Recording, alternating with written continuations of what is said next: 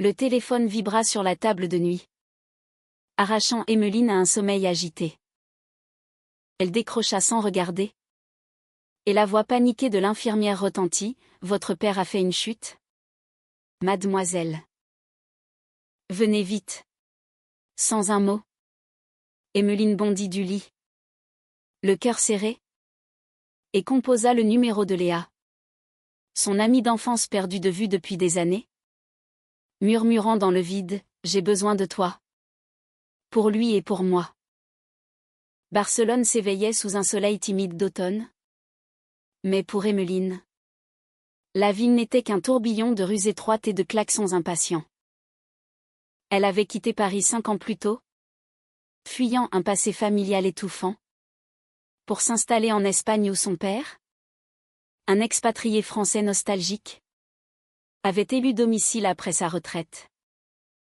Jacques, son père, était un homme fier. Un ancien professeur de littérature qui citait Baudelaire à tout bout de champ. Mais la maladie l'avait rendu vulnérable. Dépendant. Emmeline, à 28 ans, gérait seule ses soins. Entre son travail de traductrice freelance et les visites à l'hôpital.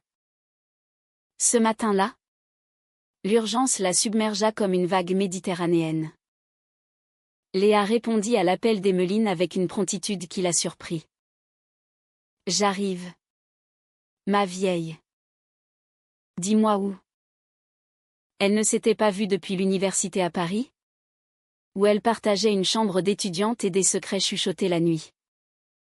Léa, originaire de Madrid mais élevée en France par des parents diplomates, avait toujours été la plus audacieuse des deux. À 27 ans, elle était devenue une photographe renommée, voyageant entre l'Espagne et la France, capturant des instants de vie avec une sensibilité qui frôlait le poétique.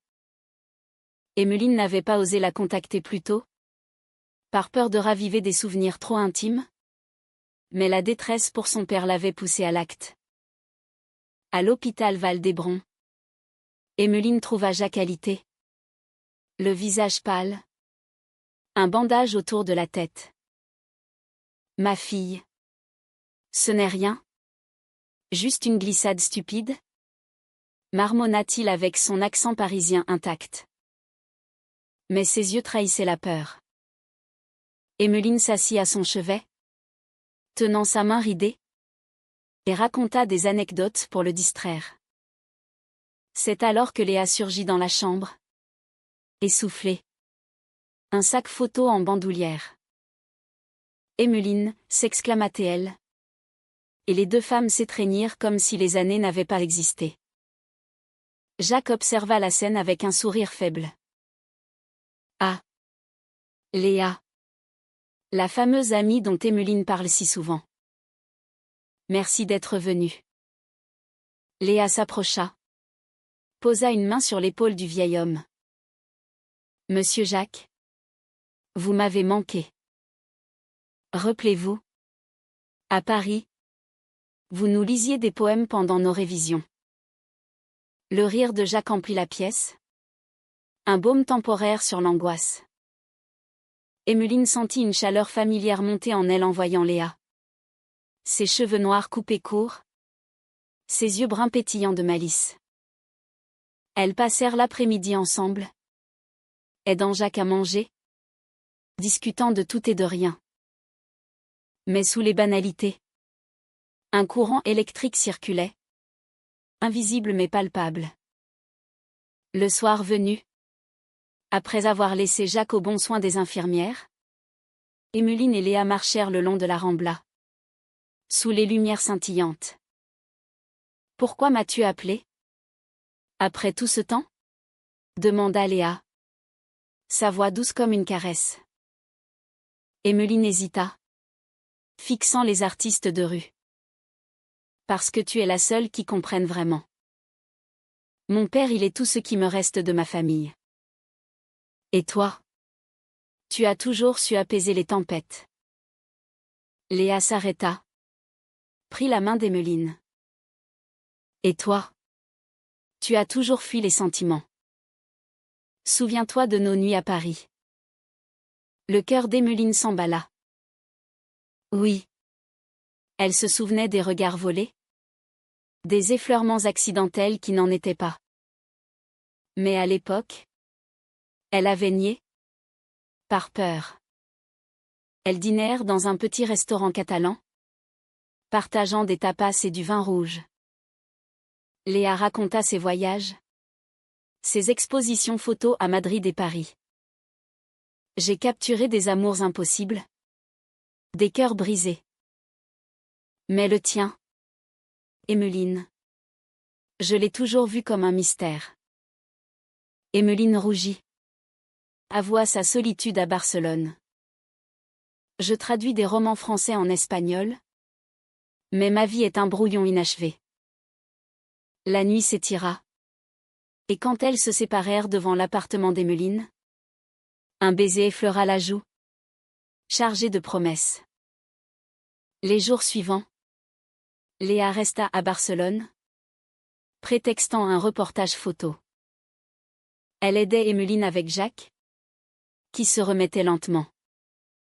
Ensemble, elles promenaient le vieil homme dans les jardins de Montjuic, riant de ses anecdotes sur la France d'autrefois. Emmeline sentait naître un sentiment profond, une attirance qu'elle n'osait nommer. Léa, plus directe, glissait des compliments, « Tu es belle quand tu souris. » Emmeline. Un soir, après avoir couché Jacques, elles se retrouvèrent seules dans l'appartement. La tension culmina en un baiser passionné. Timide d'abord, puis ardent. « Je t'ai toujours aimé », murmura Léa contre ses lèvres. Mais le bonheur naissant fut ébranlé par un appel inattendu. La mère d'Emmeline, restée à Paris, apprit pour l'accident de Jacques et annonça sa venue. Sophie, une femme rigide, conservatrice, avait toujours désapprouvé le mode de vie d'Emmeline. « Je viens m'occuper de ton père. Et toi? Qu'as-tu fait de ta vie? » demanda-t-elle au téléphone, d'un ton accusateur. Emmeline paniqua. Comment cacher ce qui grandissait avec Léa? Léa, sentant la peur, la serra dans ses bras. On affrontera ça ensemble. Sophie arriva comme un ouragan, critiquant tout, l'appartement modeste, les soins à Jacques. Elle observa Léa avec suspicion. Une amie? Dis-tu? Elle semble bien proche. Emmeline balbutia. Mais Léa tint bon.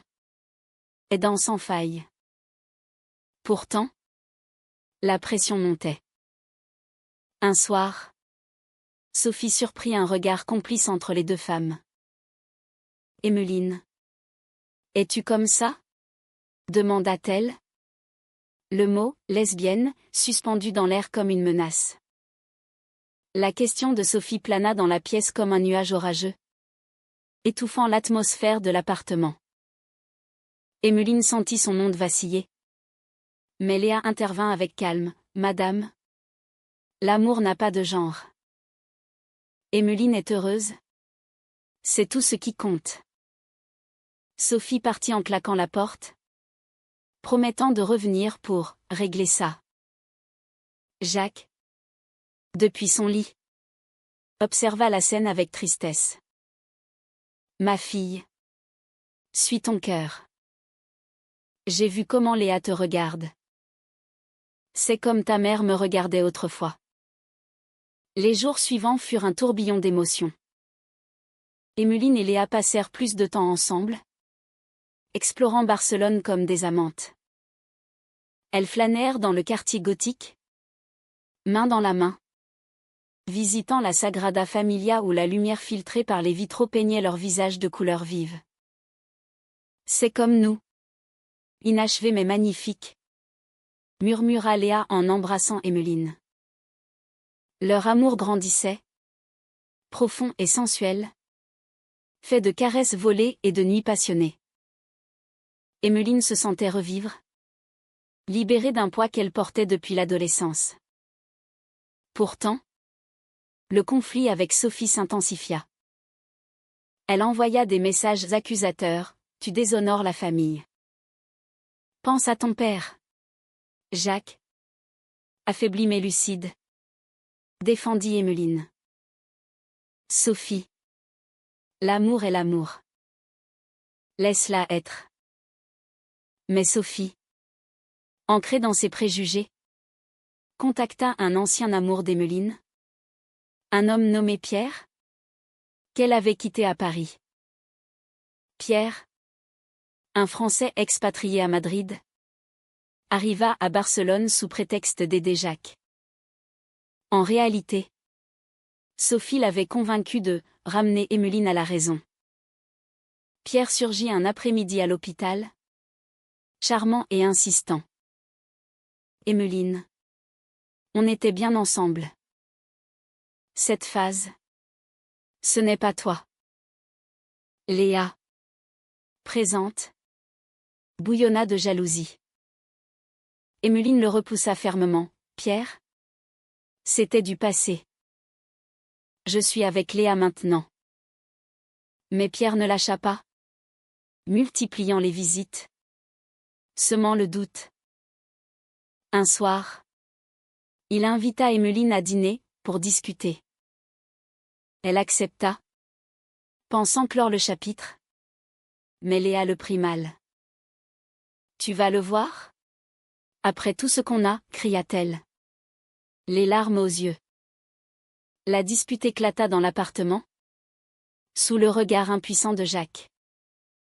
Je fais ça pour apaiser ma mère, se défendit Emmeline. Léa, blessée, partit en claquant la porte. Appelle-moi quand tu auras choisi. Emmeline s'effondra, réalisant la profondeur de sa peur. Jacques la consola, l'amour vrai demande du courage. Ma chérie. Ne le perds pas. Le dîner avec Pierre fut un désastre. Il tenta de la séduire, rappelant leurs souvenirs parisiens. Mais Emmeline ne pensait qu'à Léa. Je t'aime. Mais pas comme avant, avoua-t-elle. Pierre, vexé, révéla le plan de Sophie. Ta mère m'a demandé de te reconquérir. Elle pense que Léa est une mauvaise influence. Furieuse, Emmeline rentra et confronta Sophie par téléphone. Comment oses-tu manipuler ma vie ? Sophie pleura. Je veux ton bonheur. Pas cette anomalie. Pendant ce temps, Léa erra dans les rues de Barcelone, son appareil photo en main, capturant des images de couples heureux pour apaiser sa peine. Elle doutait, Emmeline était-elle prête ? Un appel d'Emmeline l'attira de ses pensées. Reviens. S'il te plaît. J'ai besoin de toi. Léa hésita. Mais l'amour l'emporta. Elles se retrouvèrent sur la plage de Barceloneta, sous les étoiles. Pardonne-moi, murmura Emmeline en l'embrassant. Leur réconciliation fut passionnée. Un feu d'artifice de sentiments refoulés. Mais la trahison de Sophie n'était pas finie. Elle menaça de couper les ponts si Emmeline persistait. Jacques, sentant la crise, organisa une réunion familiale. Dans le salon, face à Sophie et Pierre, il déclara « J'ai vécu assez pour savoir que l'amour n'obéit pas aux règles. » Emmeline. Léa. Vous avez ma bénédiction. Sophie. Choquée. Partit pour Paris, laissant un vide. Pierre s'excusa et disparut. Emmeline et Léa, renforcées par l'épreuve, approfondirent leur lien. Elles voyageaient en Catalogne, visitant Montserrat où les montagnes inspiraient des promesses éternelles. Léa photographiait Emmeline, capturant sa beauté naturelle. « Tu es mon muse », disait-elle.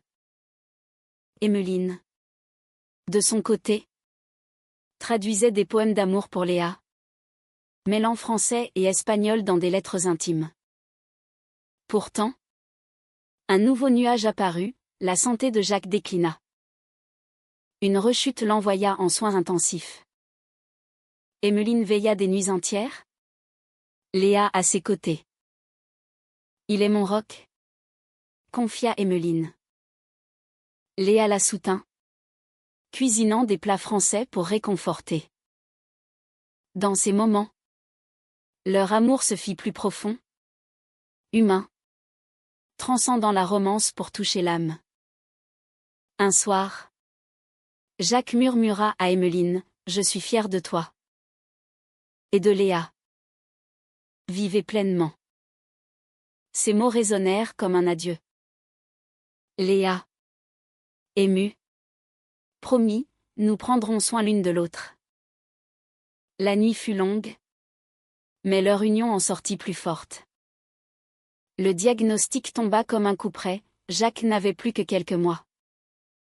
Le cancer, tapi depuis des années, avait ressurgi. Emmeline s'effondra dans les bras de Léa, hurlant son désespoir dans la chambre d'hôpital. Pourquoi lui? Pourquoi maintenant? Léa, les yeux embués, la berça, on l'accompagnera jusqu'au bout. Ensemble. Ce fut le début d'une période sombre, où l'amour se mêlait à la douleur, forgeant un lien indéfectible. Elles décidèrent de ramener Jacques à la maison, transformant l'appartement en havre de paix. Léa installa ses photos sur les murs, des images de Paris et Madrid pour rappeler les beaux jours. Emmeline lisait à voix haute des classiques français, Baudelaire et Rimbaud, tandis que Jacques souriait faiblement. Vous deux, vous êtes comme un poème vivant, disait-il. Sophie, informée, revint à Barcelone, rongée par la culpabilité. Je suis désolée, Emmeline. J'avais tort. La réconciliation fut timide, mais réelle. Sophie observa Léa avec un nouveau regard, voyant son dévouement. Pourtant, une trahison inattendue surgit de l'intérieur. Léa, sous la pression, confia à une amie madrilène son doute, et si Emmeline me quitte après la mort de son père? Je l'aime. Mais la peine pourrait nous briser. L'amie, jalouse de leur relation, trahit le secret en l'envoyant à Pierre, qui le transmit à Sophie. Celle-ci, encore fragile, confronta Emmeline, Léa doute de toi. Comment peux-tu lui faire confiance? Emmeline, blessée, affronta Léa. C'est vrai? Tu penses que je vais t'abandonner? La dispute fut violente. Des mots acérés volèrent dans l'air chargé de tension. J'ai peur. Emmeline. Peur de te perdre dans ton deuil? Cria Léa. Emmeline, les larmes coulant, répliqua, et moi? J'ai besoin de ta foi en nous.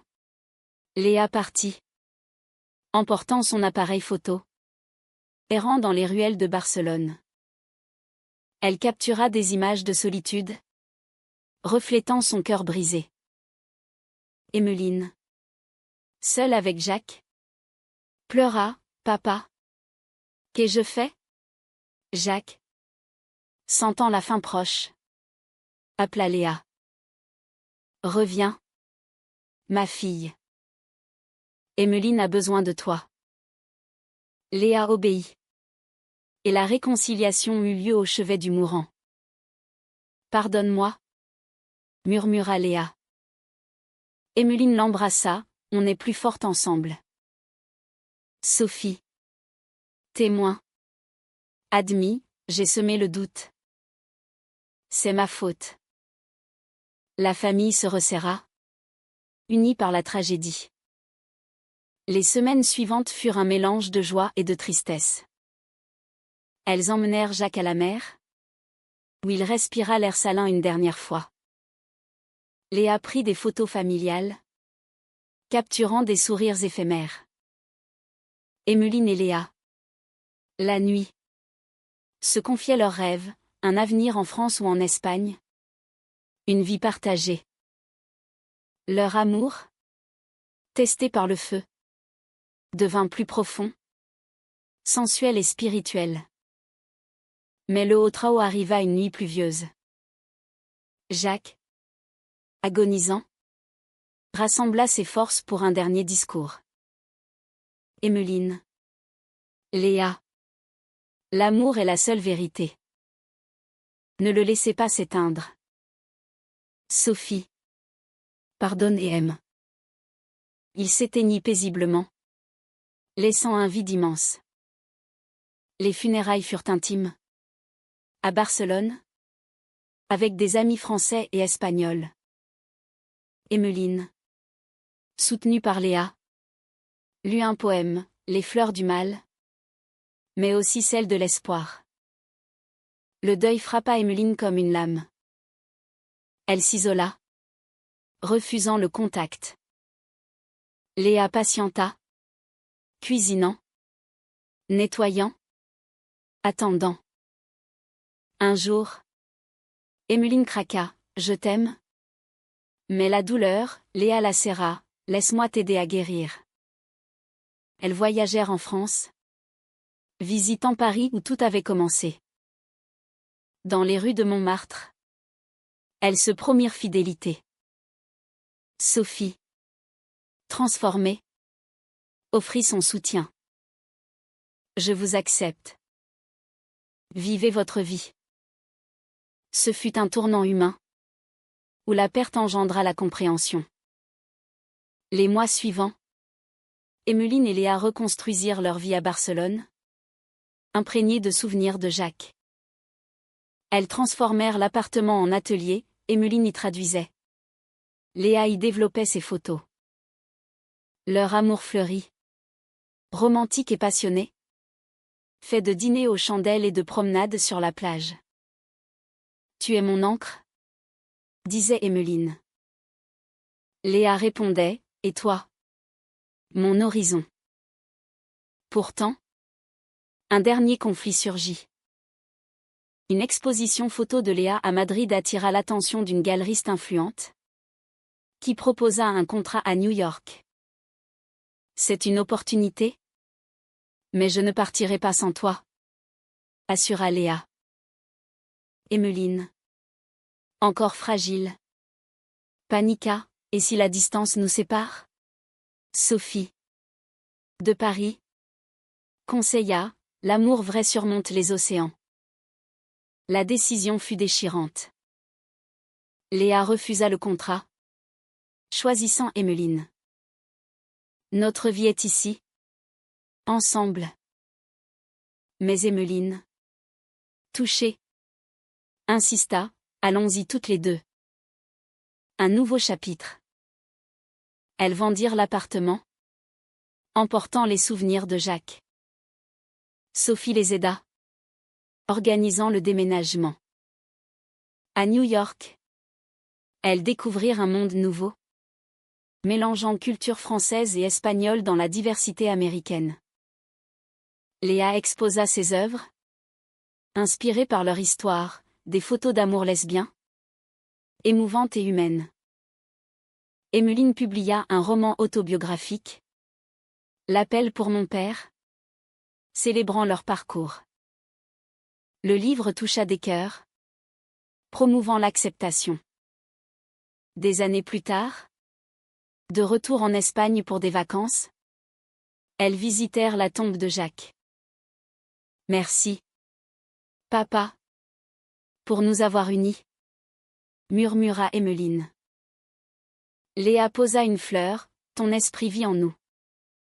Sophie, vieillie mais apaisée, les rejoignit, j'ai appris la tolérance grâce à vous. Leur histoire devint un symbole d'amour résili. Cassé Ashtin mais humain. Emmeline et Léa, main dans la main, Regardait l'avenir, un mariage en France? Des enfants adoptés? Une vie pleine. Malgré les trahisons passées, les conflits surmontés, leur lien prouvait que l'amour, profond et vrai, triomphe. Dans les rues de Barcelone, sous le soleil couchant, elle marchait, libre et amoureuse, un témoignage vivant de la beauté des cœurs entrelacés.